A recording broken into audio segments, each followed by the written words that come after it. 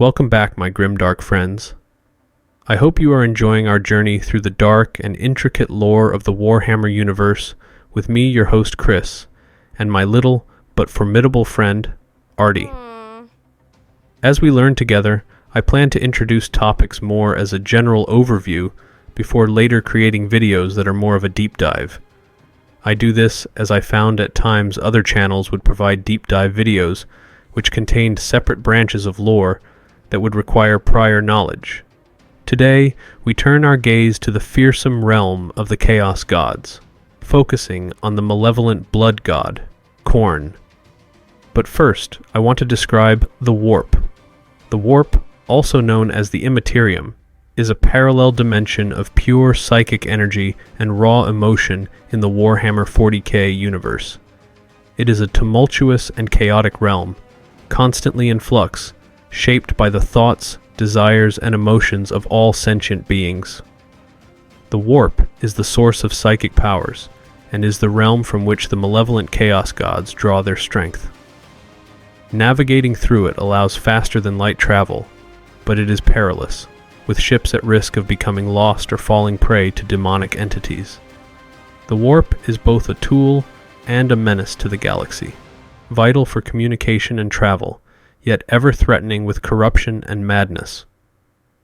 Great, now that that's out of the way, let's get back to our Chaos Gods. Born from the collective desires, fears, and passions of every sentient being, each Chaos God embodies a specific aspect of existence, manifesting the extremes of those emotions. This is something we very briefly covered in our Emperor of Mankind video, but quickly again, Khorne embodies bloodlust and rage, and our topic for today, Tzeentch, the ever-changing nature of plans and intrigue, Nurgle, the chubby god of inescapable decay and resilience, Slaanesh, the unquenchable desires and excesses, and finally Artie, with his insatiable desire for knowledge at the cost of interacting with other humans. I'm joking. Relax, my little armor-clad friend.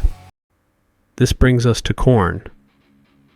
Khorne, like the other Chaos Gods, was born from the collective emotions and thoughts of sentient beings, primarily those in the galaxy of the Warhammer world, or the Milky Way in the case of Warhammer 40,000.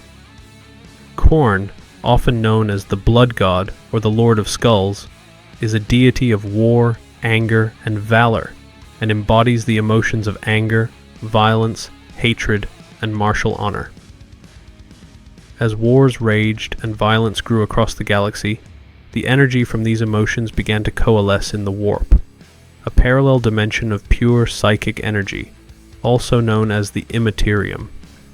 Over time, as more and more sentient beings felt and acted upon these violent emotions, this energy gained consciousness and took form, thus birthing Khorne. Each violent act in the universe adds to Khorne's power, especially when it's devoid of reason. While he thrives on bloodshed, he's also a symbol of martial pride and honor. Those loyal to Khorne could be valiant warriors or frenzied killers. They kill to serve their god, not to torture, as the blood of their victims fuels Khorne, but their suffering strengthens his rival, Slaanesh. Khorne's true name in the ancient Chaos tongue is Kharneth, translating to Lord of Blood. He's the most powerful and ancient of the Chaos Gods, coming into being around the time of Earth's European Middle Ages. This period was marked by global wars and strife. Known as the Blood God and Lord of Rage, Khorne represents the insatiable need for domination and destruction. His ultimate dream is a universe drowning in violence, with every being crushed until only blood and bones remain. For Khorne, it's all about blood. Battlefields are his sanctuaries, and wars are his rituals. Warriors across the cosmos, knowingly or not, honor him with their violent actions. Every life taken in fury enhances his might. He values warriors who defy even their allies, as he is indifferent to the source of blood, as long as it's spilled. His followers believe in daily acts of violence, fearing his wrath otherwise. At its core, Khorne thrives on the basic conflicts that propel mortal existence, similar to how a living being needs bread and water for sustenance. However, just as humans crave richer meals, Khorne yearns for grander confrontations. It's not enough for it to subtly fuel minor arguments or revel in distant skirmishes. Khorne isn't just a simple creature. It's a deity with an overwhelming and unending hunger. Something I found rather interesting while researching this god is that while Khorne values strength, he sees no worth in targeting the weak. His followers chant "Blood for the blood god," "Skulls for the throne of Khorne" in battle, reflecting his thirst for carnage.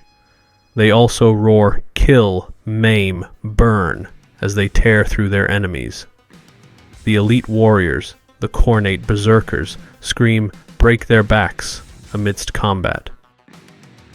These elite warriors are not his only tools in his great game. He also employs a mess of demons and followers from across the galaxy. These followers are not limited to just humans, but beings from various species walk this blood-drenched path to seek Khorne's blessings.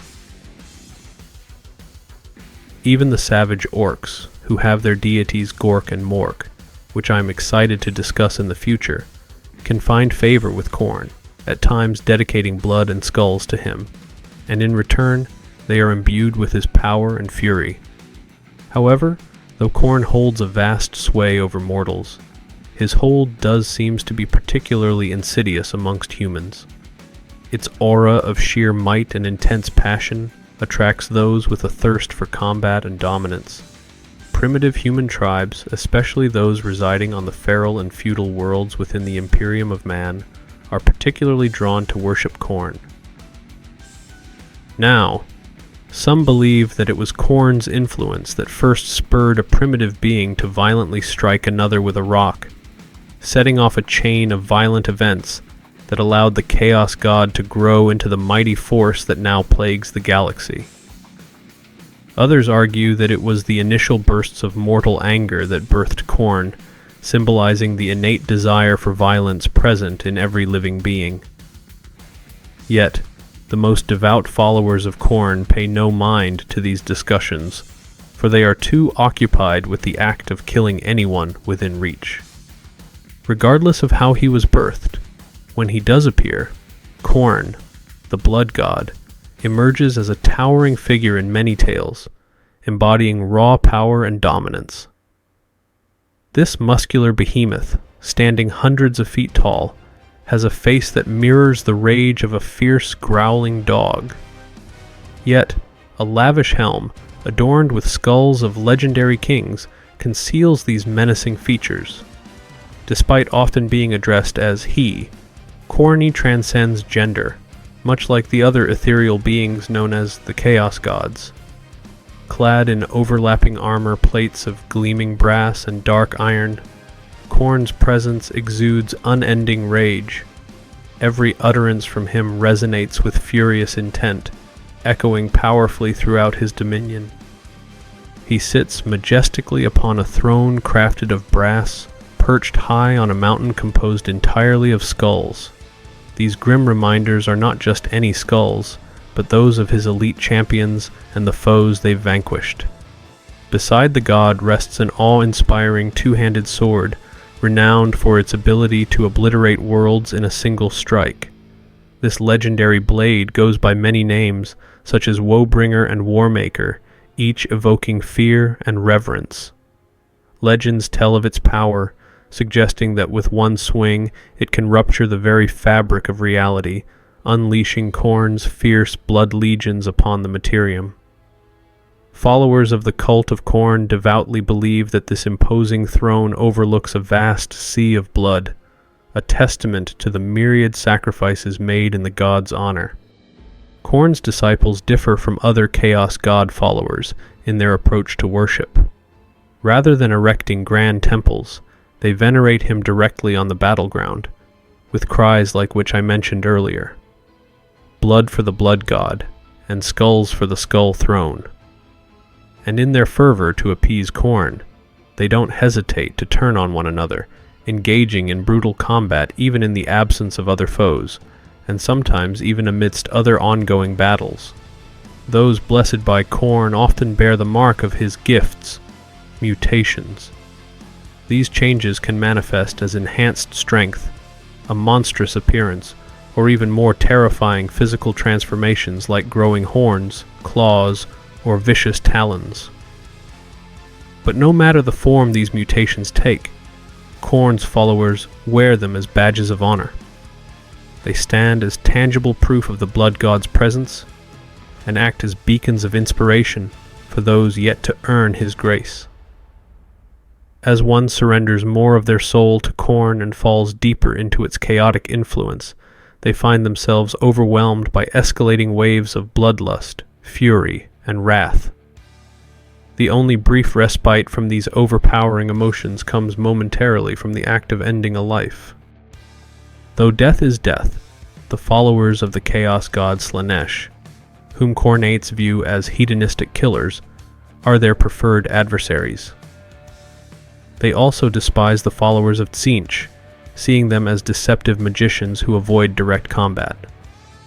Now, you may notice a reoccurring symbol when looking at artwork depicting Khorne. That symbol is that of the sacred number of 8. 8 is sacred to Khorne, influencing the structure of his demon armies and even the number of syllables in a demon's name. His warriors often form squads of 8. His signature colors are deep red, black, and brass, and the mark of Khorne resembles an 8 or a distorted human skull. The significance of the number 8 to Khorne remains a mystery, but its association dates back to when the warp first resonated with the god's anger. This preference for the number and its multiples is evident in how his daemon's blood legions are organized, from the rankings of bloodthirsters to the cohort count in a fully formed legion. This number is also prominent within Khorne's realm in the Immaterium. For instance, 8 massive towers encircle the brass citadel. Moreover, if a Khornate daemon is defeated in the material world, they must fulfill 8 duties before Khorne restores their form. But to break immersion, it has been rumored to simply be a creative choice by Games Workshop, the company who owns Warhammer 40k. Scared yet arty? No, of course not. For me, as I read about Khorne, he seems to represent a lot of what the 40k universe has to offer. He is epic, outrageous, blood-fueled, and heavy metal, and I am definitely looking forward to coming back and really delving deep into the history of Khorne in future videos. But for now, I am hoping this gave you a great starting point. If there are any topics you would like me to discuss in the future, please comment below, and if you are enjoying my content, please subscribe. Artie and I would greatly appreciate it. I hope to see you in the next video. Bye for now, friends.